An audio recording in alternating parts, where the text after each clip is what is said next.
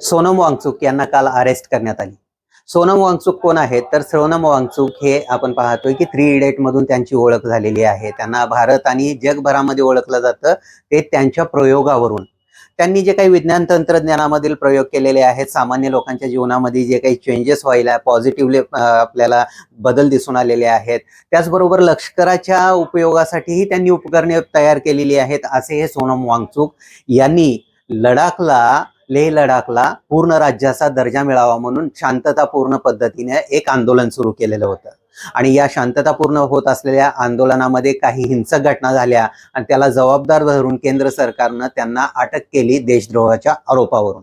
आता देशद्रोहाचा आरोप त्यांच्यावरती लावणं हे योग्य आहे का, हे निश्चितच विचार करायला पाहिजे. कारण आपण काय पाहतोय की देशद्रोहाचा आरोप ज्याच्यावर लावलेला आहे तो व्यक्ती देशासाठी, देशाच्या लष्करासाठी, देशातील लोकांसाठी आवाज उठवत असलेला, त्यांच्यासाठी उपयोगाला येत असलेलाही आपल्याला दिसून येतोय. आणि या दृष्टिकोनातून लोकशाही खऱ्या अर्थानं भारतामध्ये राहिली आहे का, असा प्रश्नचिन्ह विरोधी पक्ष आणि सामान्य लोकातून उभा होत आहे. आणि यावरती प्रतिक्रिया येत आहेत की हे जे होत आहे ते चुकीचं होत आहे.